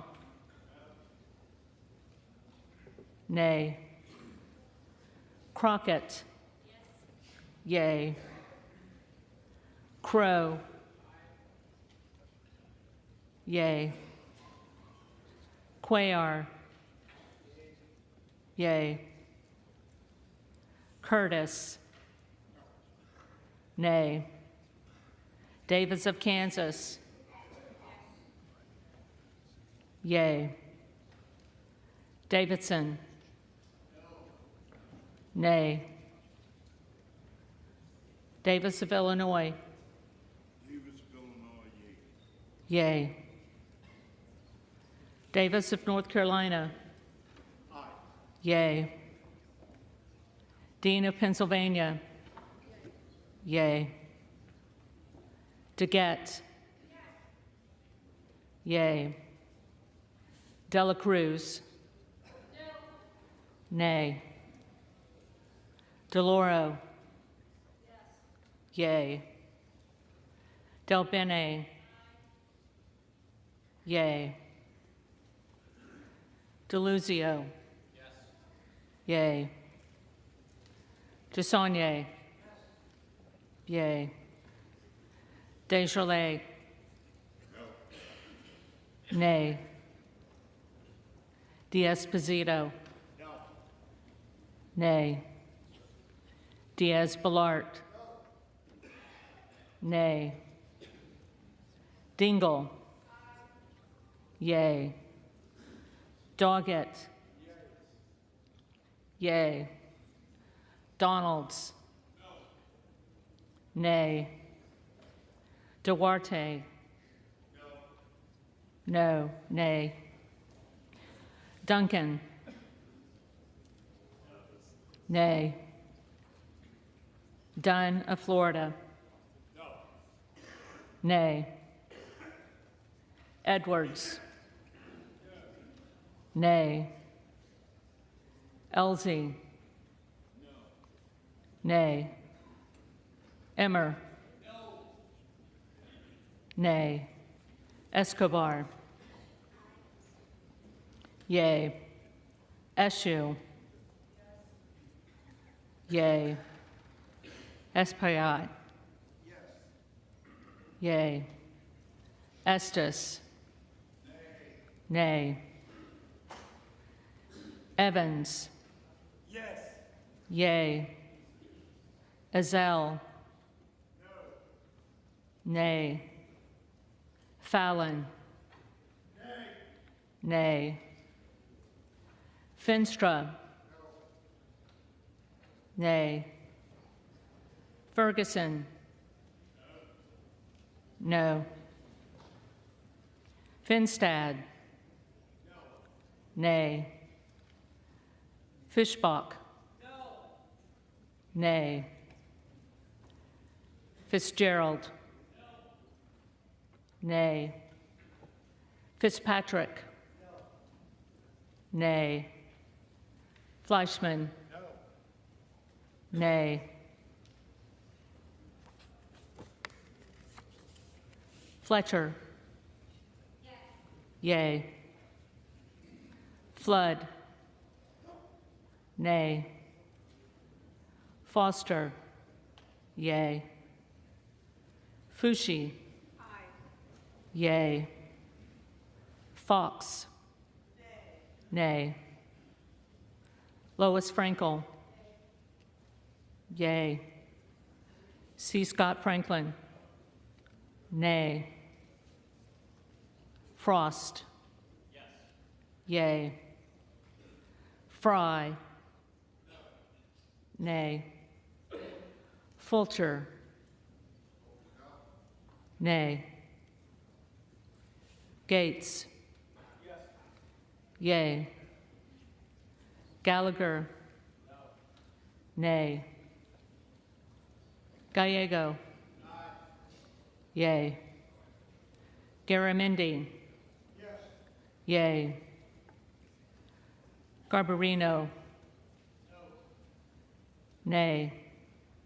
Mike Garcia. Nay. Robert Garcia. Yay. Garcia of Illinois. Yay. Garcia of Texas. Yay. Jimenez. Nay. Golden of Maine. Yay.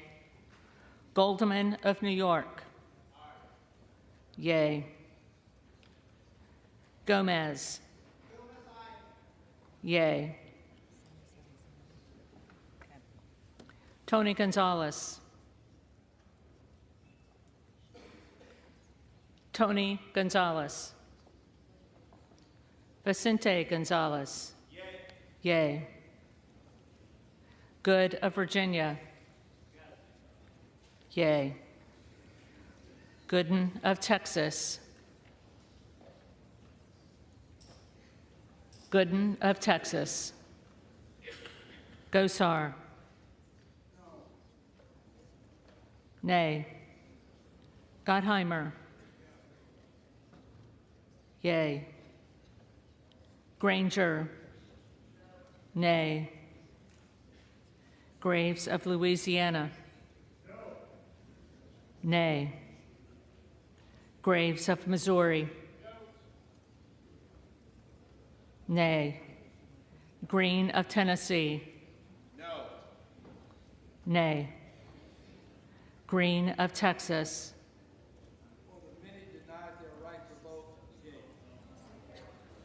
Yay. Green of Georgia. Nay.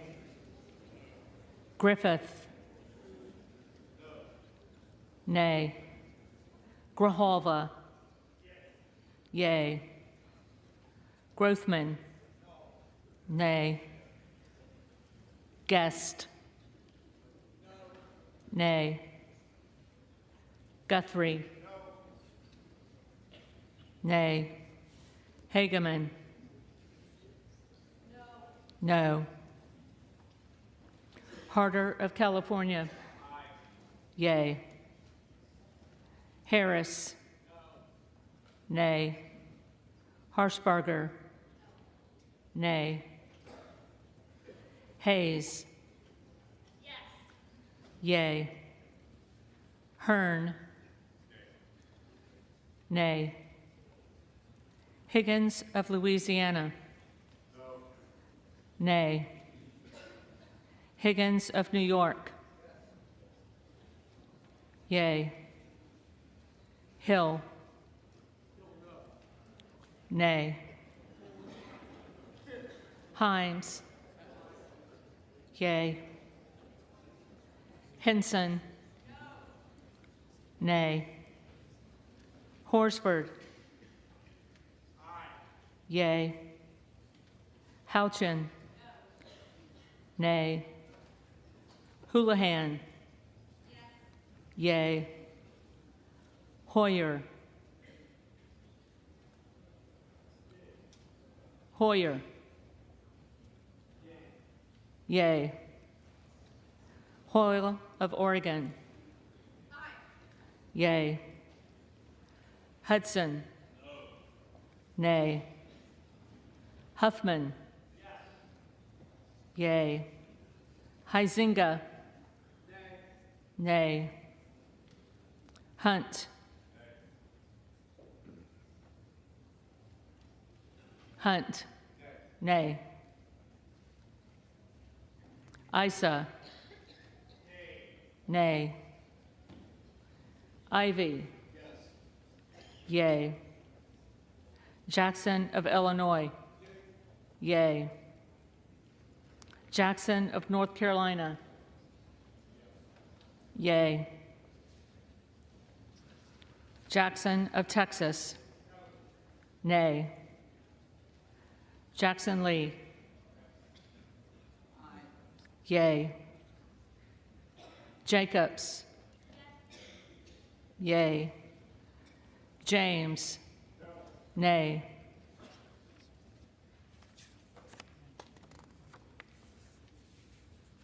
Jayapal. Yay. Jeffries. Yay. Johnson of Georgia. Yay. Johnson of Louisiana. Nay. Johnson of Ohio. Nay. Johnson of South Dakota. Nay. Jordan. Nay. Joyce of Ohio. Nay. Joyce of Pennsylvania. Nay. Camlogger Dove. Yay. Captor. Yay. Kane of New Jersey. Nay. Keating. Yay. Kelly of Illinois. Yay. Kelly of Mississippi. Nay. Kelly of Pennsylvania. Absolutely not. Nay. Kana. Yay. Kiggins of Virginia. Nay. Kildee. Yay. Kiley. Nay. Kilmer. Yay. Kim of California. Nay. Kim of New Jersey. Yay. Krishnamurthy. Yay. Custer. Yay. Kustoff. Nay. LaHood. Nay. LaLota. Nay. LaMalfa. Nay. Lamborn.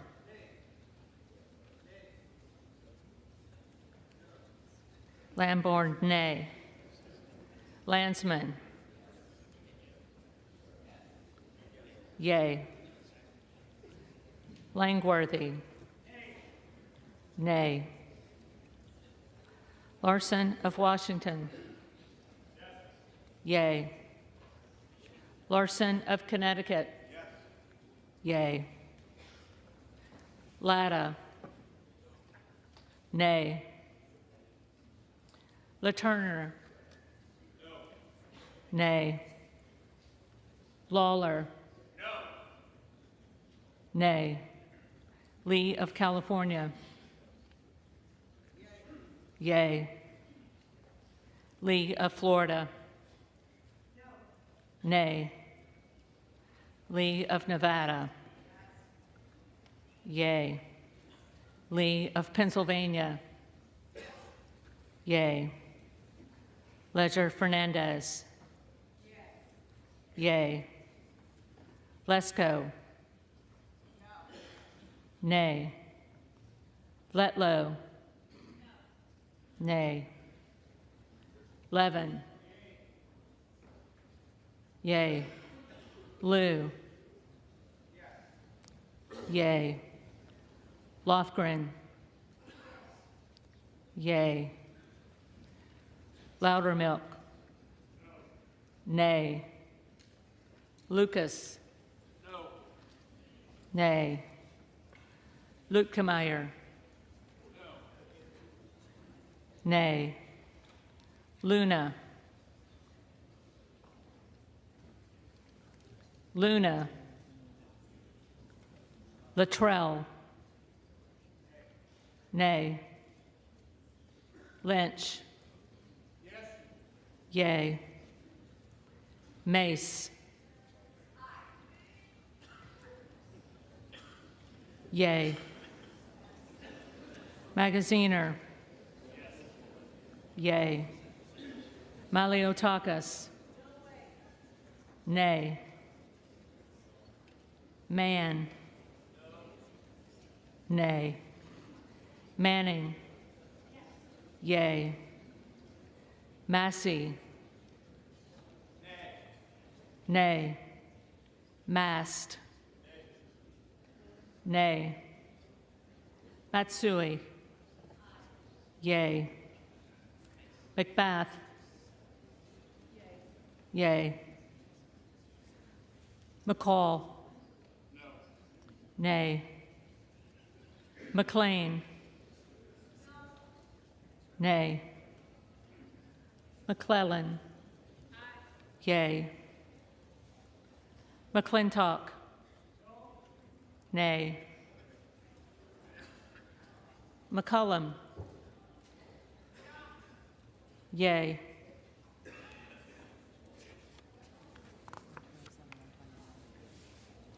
McCormick, nay. McGarvey, yay. McGovern, yay. McHenry, No. nay.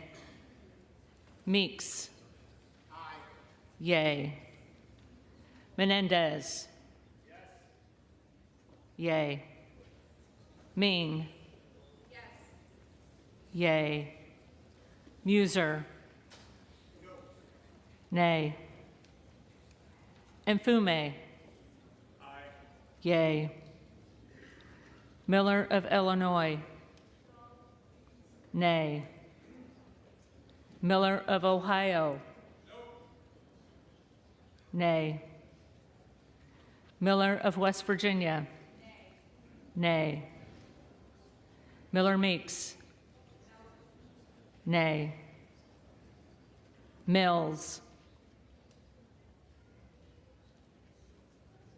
Mills. Molinaro, nay. Molinar, nay. Mooney, nay.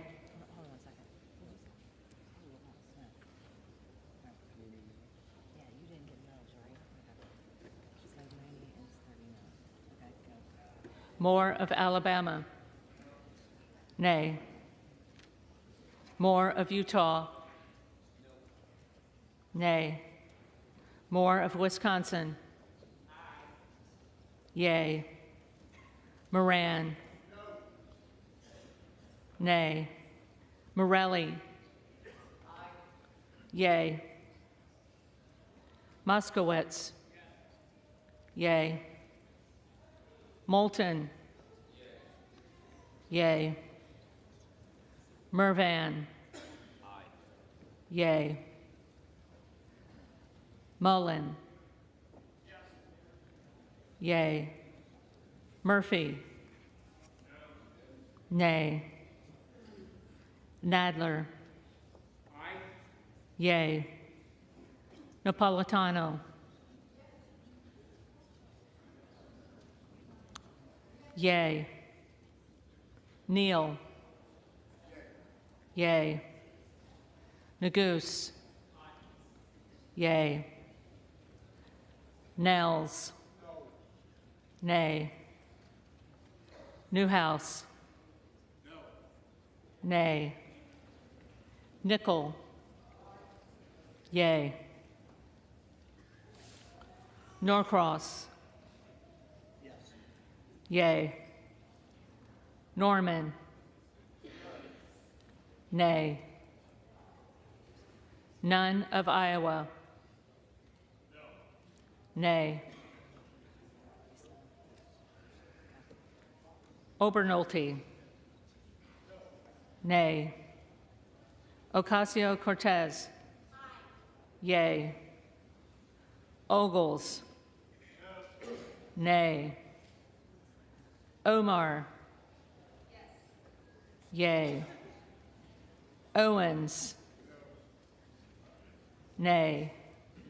Pallone. Yay. Palmer. Nay. Panetta. Yay. Pappas.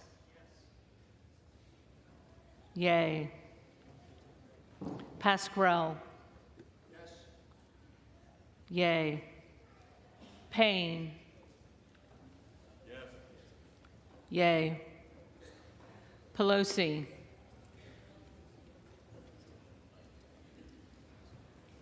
Pelosi. Peltola. Peltola. Pence. Nay. Perez. Yay. Perry. Nay. Peters.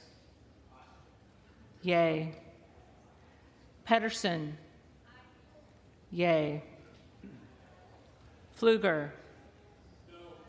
Nay. Phillips. Yay. Pingree. Yay. Pocan. Yay. Porter.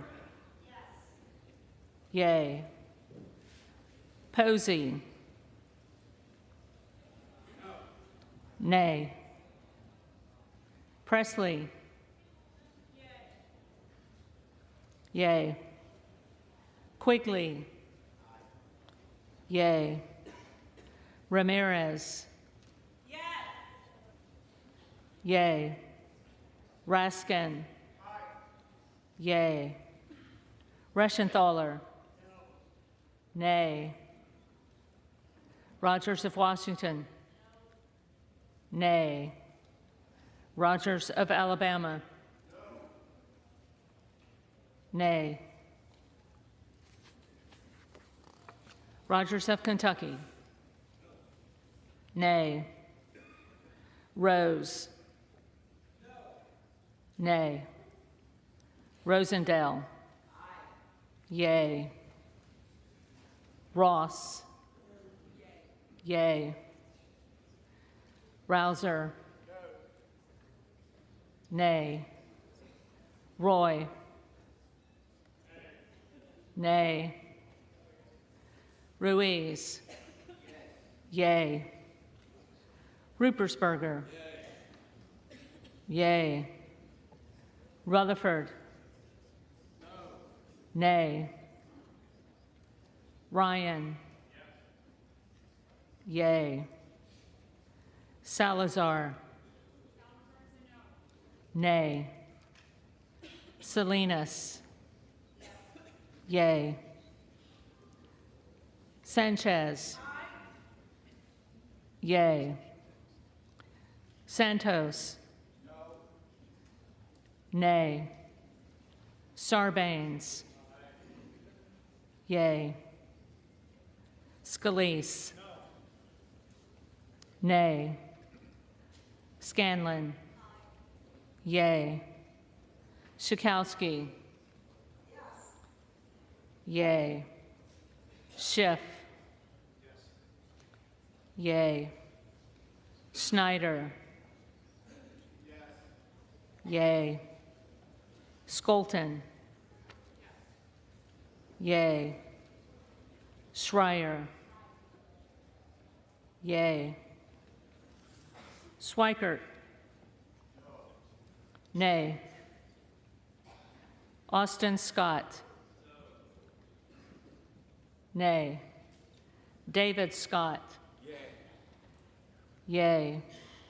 Scott of Virginia. Yay. Self. Nay. Sessions. Nay. Sewell. Yay. Sherman. Yay. Sherrill. Yay. Simpson. Nay. Slotkin. Yay. Smith of Missouri.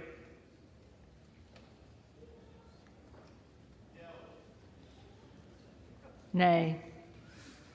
Smith of Nebraska. Nay. Smith of New Jersey. Nay. Smith of Washington. Yay. Smucker. Nay. Sorensen. Yay. Soto. Yay. Spanberger. Yay. Sparts.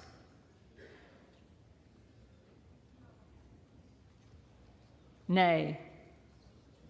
Stansberry. Yay.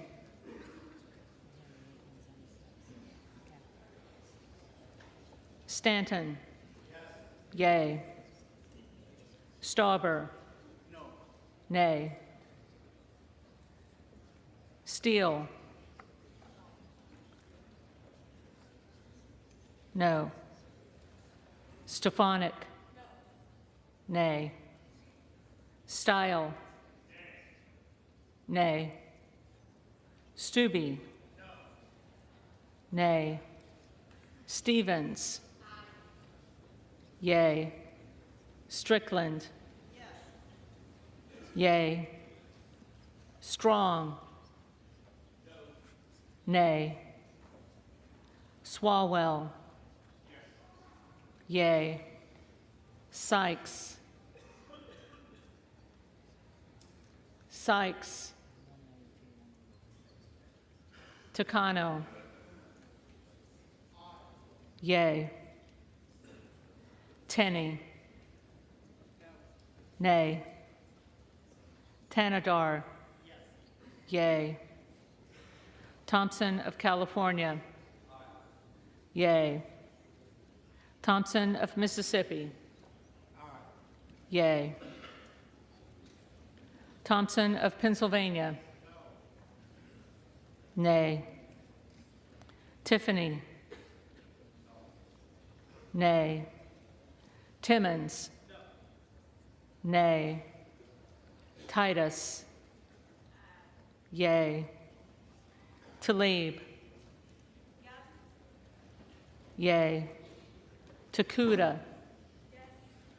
Yay. Tonko. Yay. Torres of California. Yay. Torres of New York. Yay.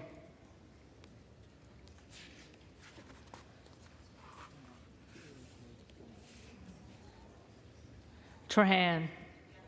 Yay. Trone. Yay. Turner. Nay. Underwood.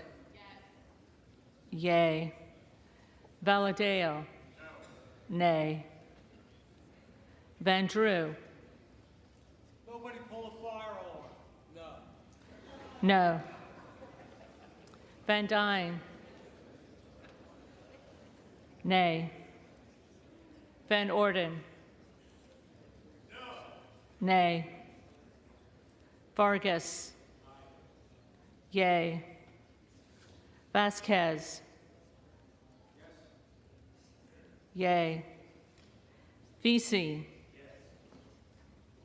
Yay. Velasquez. Yes. Wagner. Nay. Wahlberg. Nay. Waltz. Nay. Wasserman Schultz. Yay. Waters. Yay. Watson Coleman. Yay. Weber of Texas. No, ma'am. Nay. Webster of Florida. Nay. Winstrup. No. Nay. Westerman. Nay. Wexton. Yay. Wild. Yay. Williams of Georgia. Yes. Yay. Williams of New York. No. Nay. Williams of Texas. No. Nay. Wilson of Florida. Yay. Wilson of South Carolina. No. Nay. Whitman. No. Nay. Womack. No. Nay. Yacom. No. Nay. Zinke. No. Nay. Never. Nay. McCarthy. Nay.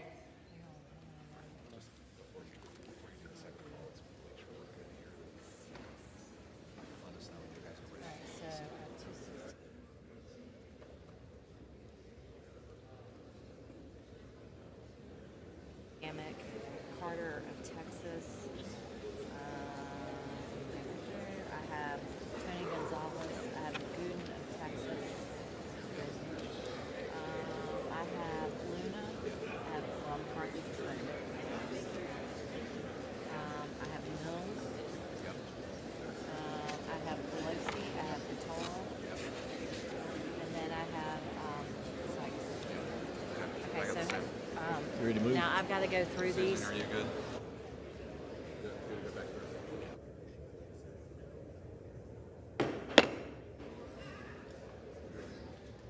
House will be in order. The clerk will now call the names of members that have not already been recorded alphabetically. Banks. Nay.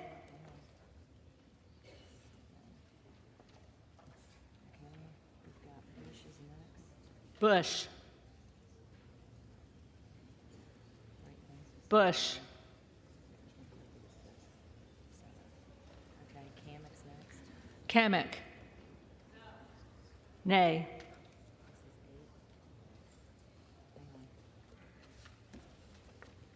Okay, I've got Carter of Texas next.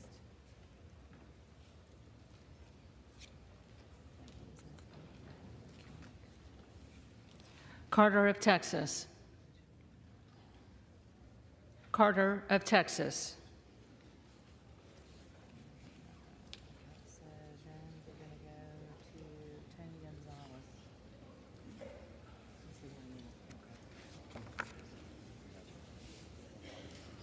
Tony Gonzalez. Nay.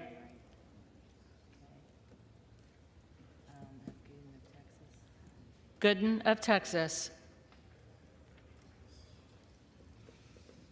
Gooden of Texas.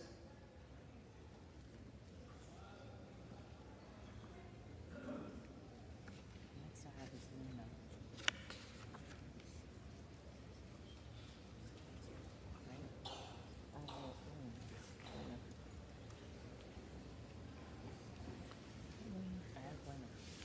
Luna. Luna. Luna. Mills next.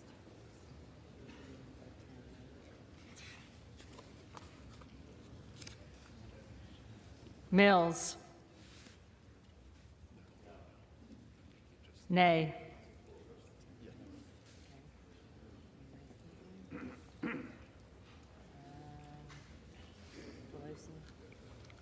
Pelosi. Pelosi.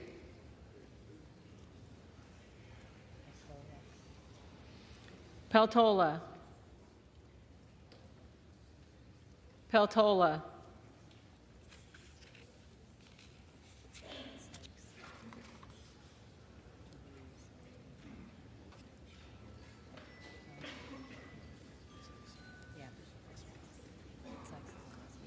Sykes.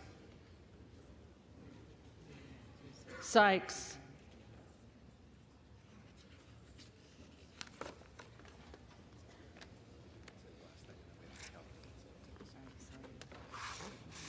Are there other members in this body who have not been recorded or who wish to change their vote?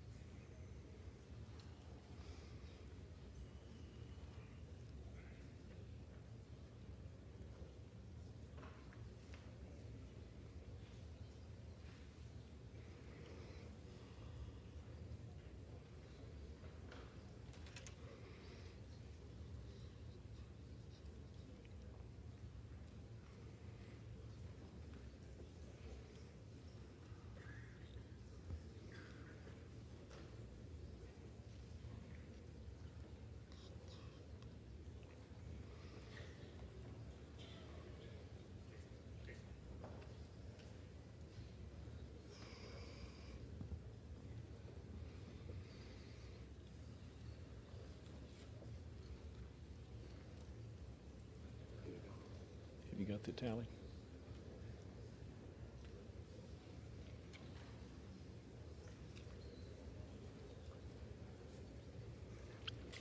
On this vote, the yeas are 216, the nays are 210.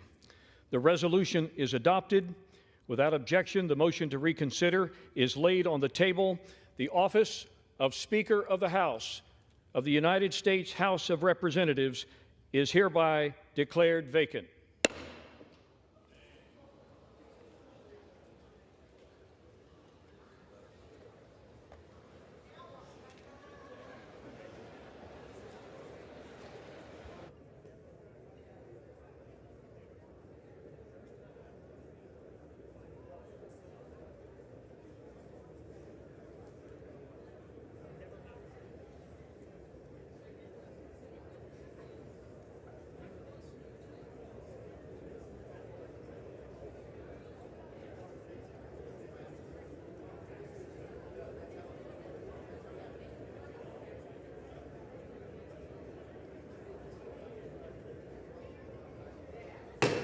House will come to order. The chair lays before the House a communication. The Honorable the Speaker, House of Representatives, sir. This is to notify you that the first name on the letter received by the clerk pursuant to Clause 8B, 3B of Rule 1 is the Honorable Patrick T. McHenry of North Carolina. Signed sincerely, Kevin F. McCumber, Acting Clerk. Pursuant to Clause 8B3 of Rule 1, I will now act as Speaker pro tem. The Chair will inform the members of the House the following. The office of the Speaker was rendered vacant pursuant to the adoption of House Resolution 757. Upon a vacancy in the office of Speaker, Clause 8B3 of Rule 1 provides that the next member on a list submitted by the Speaker, pursuant to the rule, acts as Speaker pro tem until the election of a new Speaker, and bestows the authorities of the office of Speaker upon the Speaker pro tem to the extent necessary and appropriate to that end. In the opinion of the Chair, prior to proceeding to the election of a Speaker, it would be prudent to first recess for the relative caucus and conferences to meet and discuss the path forward. Accordingly, pursuant to Clause 12A of Rule 1, the Chair declares the House in recess subject to the call of the Chair.